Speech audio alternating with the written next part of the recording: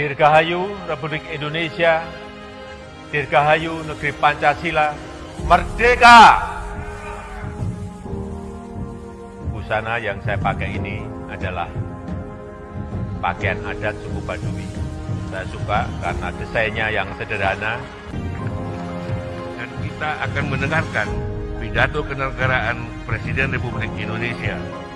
Pada Saudara Presiden, kami persilahkan.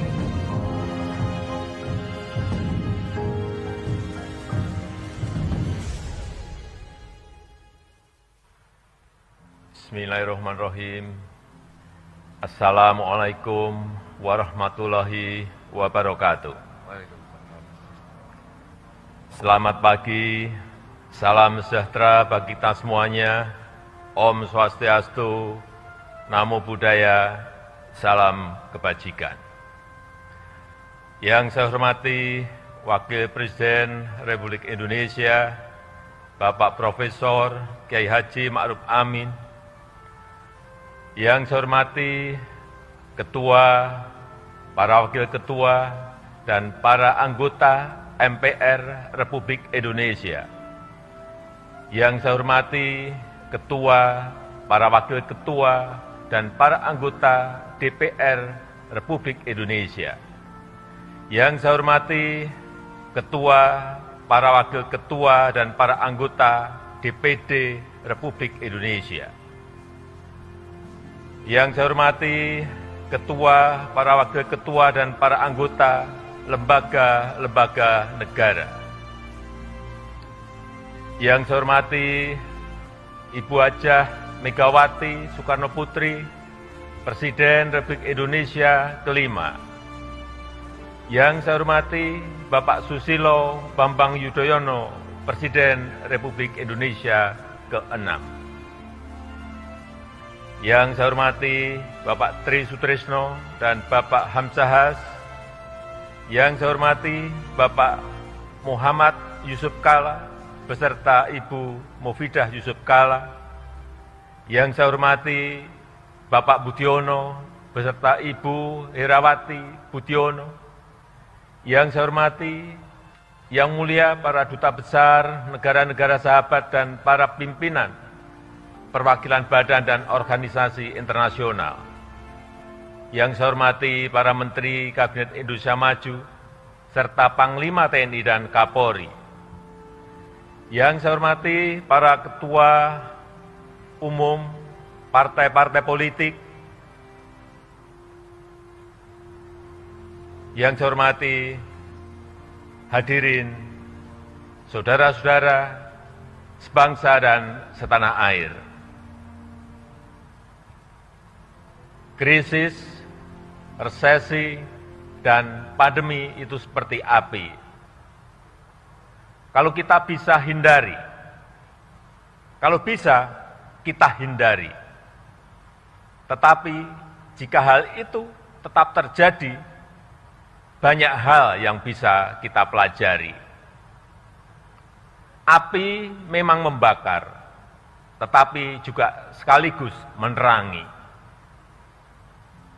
Kalau terkendali, dia menginspirasi dan memotivasi. Dia menyakitkan, tetapi sekaligus juga bisa menguatkan. Kita ingin pandemi ini menerangi kita untuk mawas diri, memperbaiki diri, dan menguatkan diri kita dalam menghadapi tantangan masa depan. Pandemi ini seperti kawah candra di muka, yang menguji, yang mengajarkan, dan sekaligus mengasah. Pandemi memberikan beban yang berat kepada kita, beban yang penuh dengan risiko-risiko, dan memaksa kita untuk menghadapi dan mengelolanya. Semua pilar kehidupan kita diuji, semua pilar kekuatan kita diasah.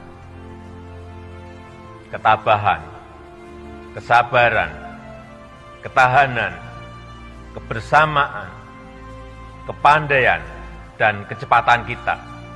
Semuanya diuji. dan sekaligus diasah.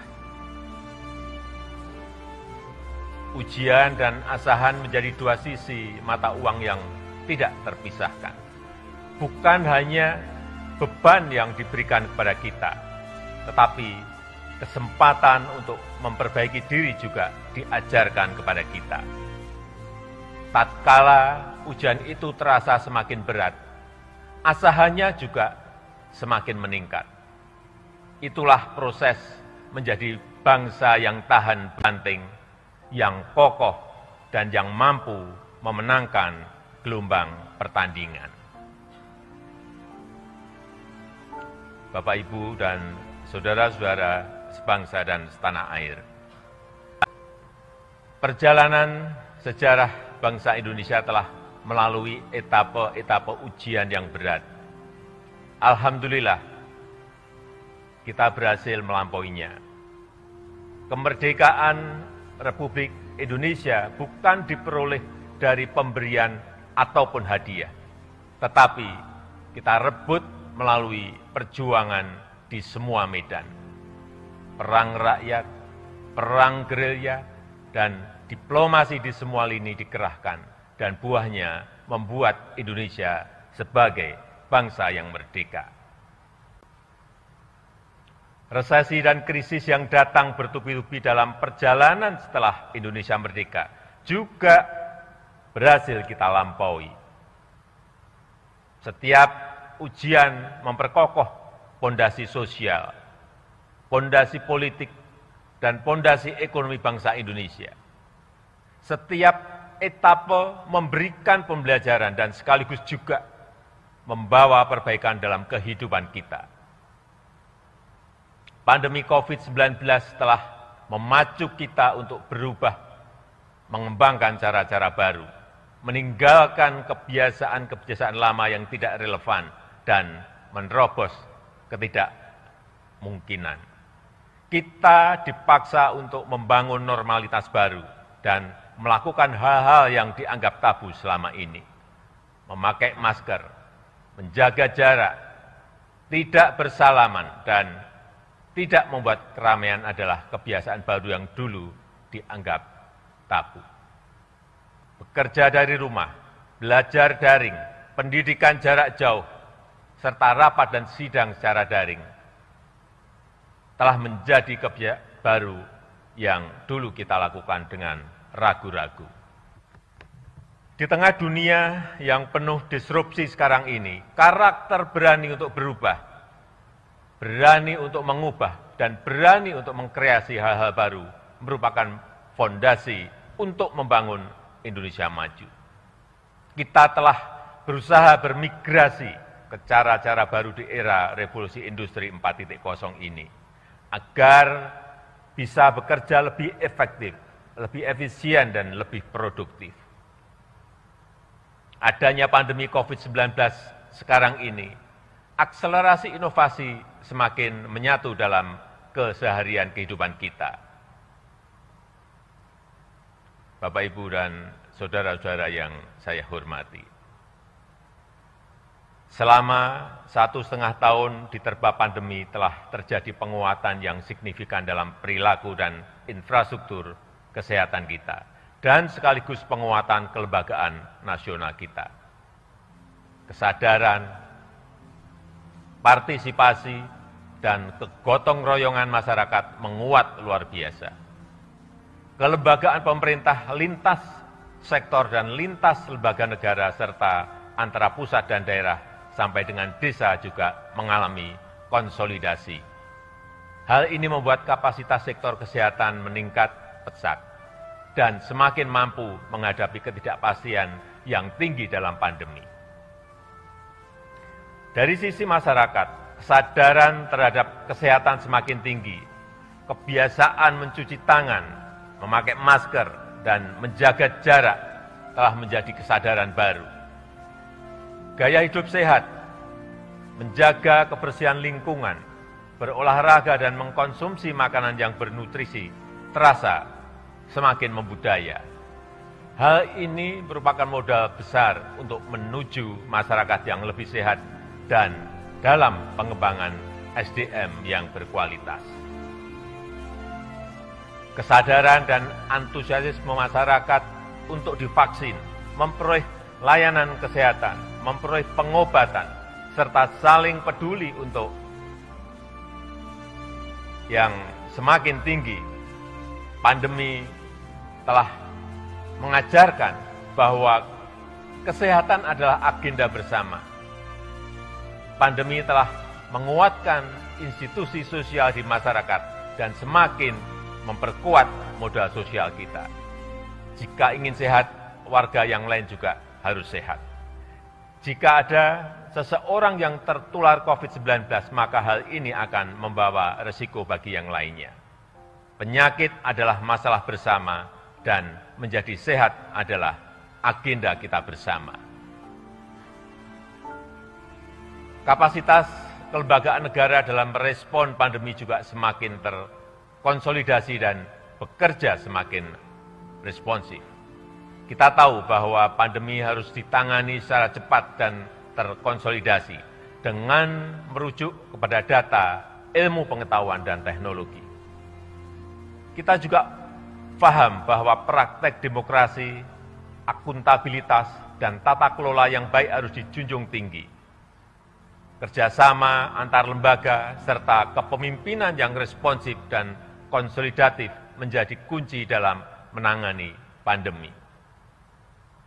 Sejak awal pandemi, lembaga legislatif dan lembaga pemeriksa memberikan dukungan kepada pemerintah untuk cepat mengkonsolidasikan kekuatan fiskal.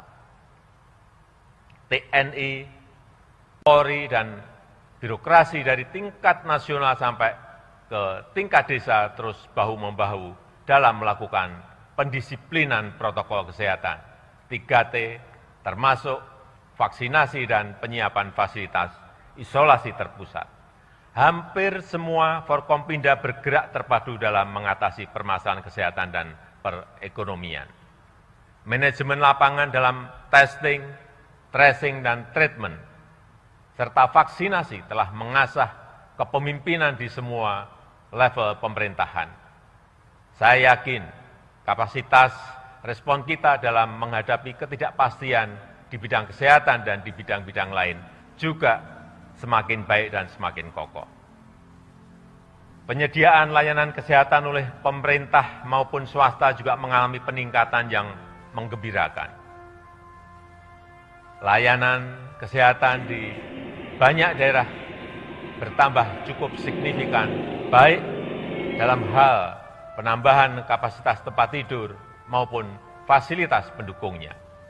Yang sangat mengharukan dan membanggakan adalah kerja keras dan kerja penuh pengabdian dari para dokter, para perawat, dan tenaga kesehatan yang lainnya.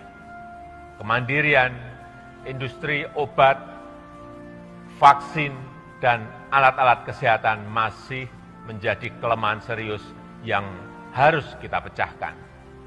Tetapi pandemi telah mempercepat pengembangan industri farmasi di dalam negeri, termasuk pengembangan vaksin merah putih dan juga oksigen untuk kesehatan. Ketersediaan dan keterjangkauan harga obat akan terus kita jamin dan tidak ada toleransi sedikit pun terhadap siapapun yang mempermainkan misi kemanusiaan dan kebangsaan ini. Selain itu, pemerintah bekerja keras mengerahkan semua sumber daya demi mengamankan pasokan kebutuhan vaksin nasional. Namun, pada saat yang sama, Indonesia juga terus memperjuangkan kesetaraan akses terhadap vaksin untuk semua bangsa. Sebab perang melawan COVID-19 tidak akan berhasil jika ketidakadilan akses terhadap vaksin masih terjadi. Melalui diplomasi vaksin inilah kita telah menunjukkan kepada dunia bahwa Indonesia berperan aktif untuk ikut melaksanakan ketertiban dunia yang berdasarkan kemerdekaan, perdamaian abadi, dan keadilan sosial.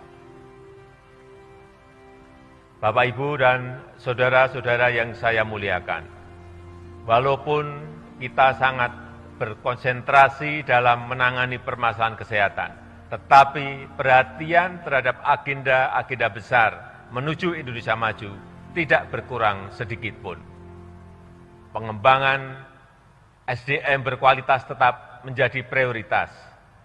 Penyelesaian pembangunan infrastruktur yang memurahkan logistik untuk membangun dari pinggiran dan mempersatukan Indonesia terus diupayakan. Reformasi struktural dalam rangka memperkuat pembangunan ekonomi yang inklusif dan berkelanjutan tetap menjadi agenda utama. Pandemi telah mengajarkan pada kita untuk mencari titik keseimbangan antara gas dan rem, keseimbangan antara kepentingan kesehatan dan kepentingan perekonomian. Dalam mengambil keputusan, pemerintah harus terus merujuk pada data, serta pada ilmu pengetahuan dan teknologi terbaru.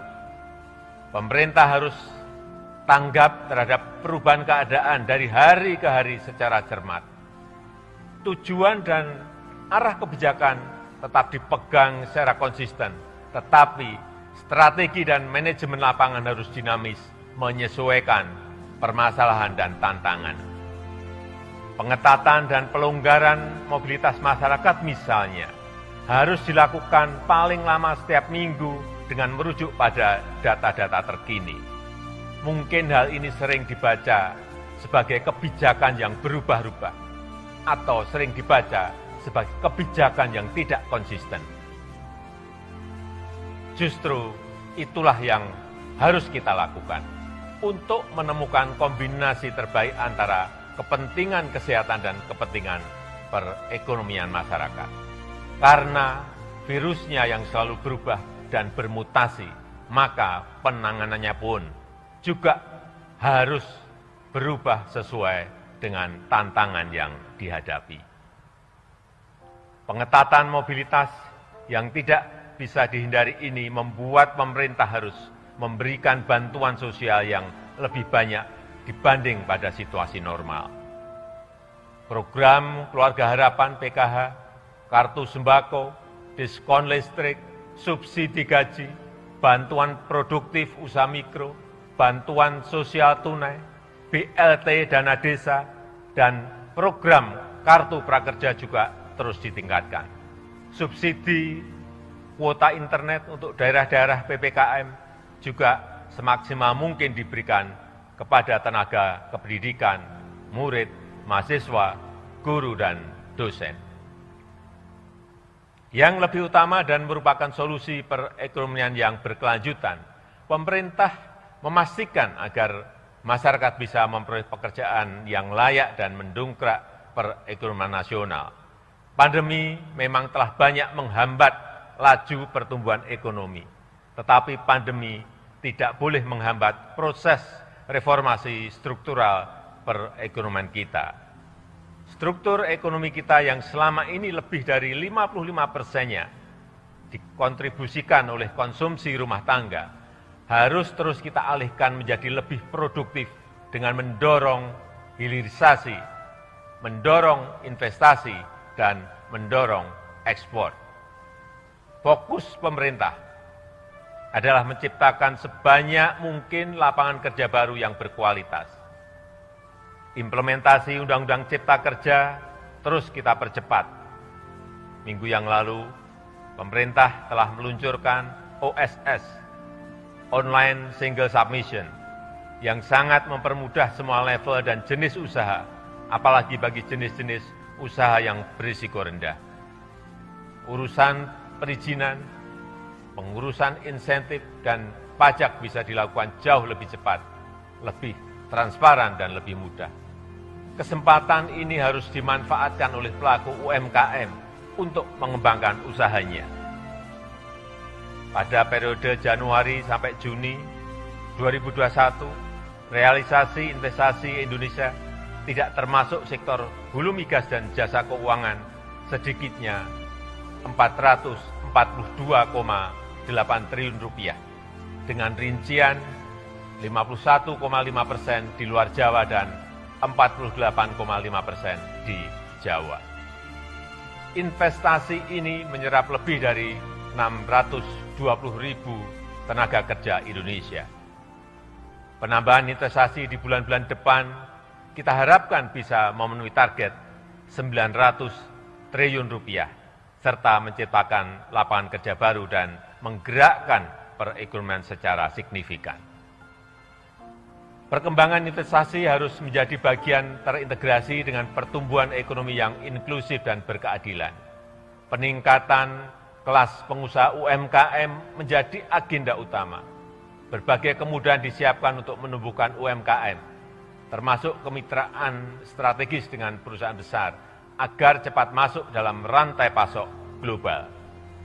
Hal ini diharapkan dapat meningkatkan daya saing produk UMKM serta meningkatkan pemerataan dan kemandirian ekonomi masyarakat. Ekosistem investasi dan kolaborasi di dunia usaha ini juga dimaksudkan untuk memperkuat perkembangan ekonomi berbasis inovasi dan teknologi, khususnya ke arah ekonomi hijau, green economy dan ekonomi biru, blue economy yang berkelanjutan.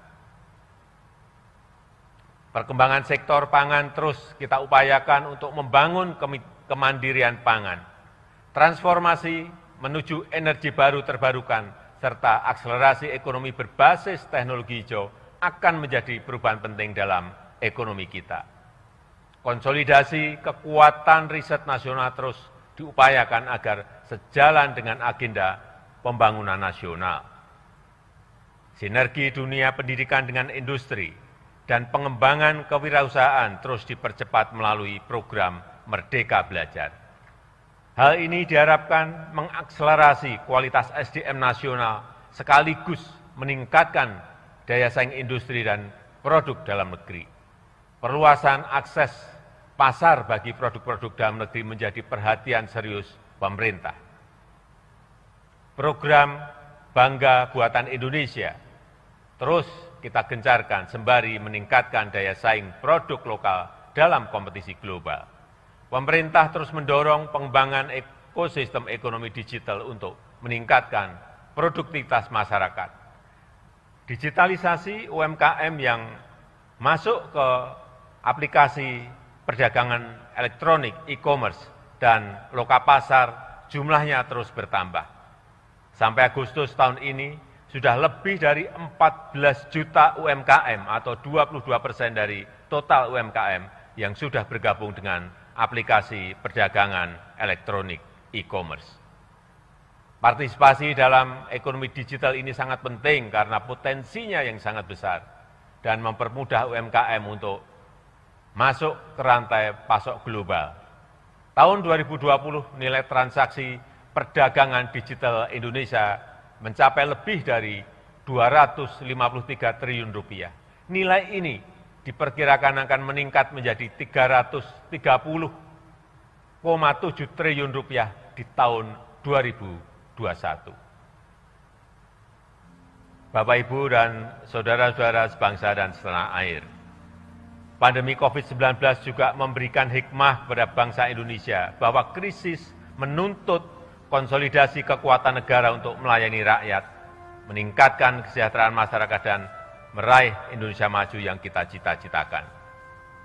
Dukungan semua pihak, utamanya lembaga-lembaga negara, menempati posisi sentral.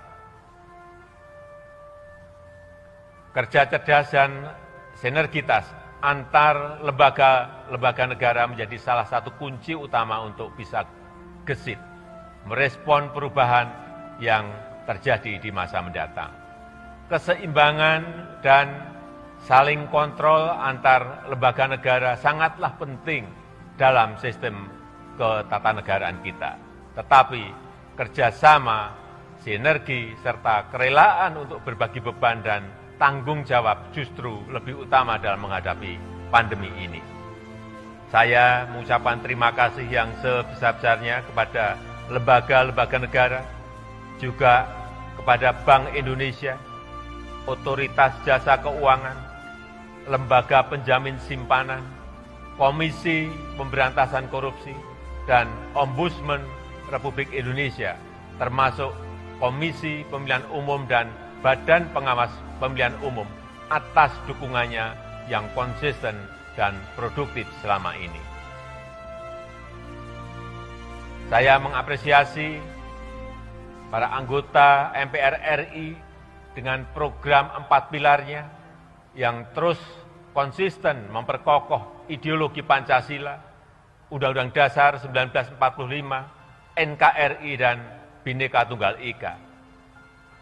Agenda MPR untuk mengkaji substansi dan bentuk hukum pokok-pokok haluan negara juga perlu diapresiasi untuk melandasi pembangunan Indonesia yang berkelanjutan lintas kepemimpinan. Menghadapi pandemi yang membutuhkan penanganan yang luar biasa, DPR RI bersama pemerintah juga telah bekerja keras dan bersinergi untuk membangun fondasi hukum bagi penanganan COVID-19. Selain penanganan masalah kesehatan, DPR bersama pemerintah berhasil menyelesaikan Undang-Undang Cipta Kerja yang merupakan Omnibus Law pertama di Indonesia yang menjadi pilar utama reformasi struktural di negara kita. Selain itu, dengan berbagai macam inovasi, DPR terus melakukan penjaringan aspirasi masyarakat dan menjalankan pengawasan terhadap pelaksanaan program-program pemerintah. DPD RI juga terlibat aktif dalam pembahasan rancangan undang-undang, termasuk terkait dengan kebijakan anggaran, serta melakukan pengawasan, utamanya terhadap pelayanan publik dan pelaksanaan undang-undang tentang desa.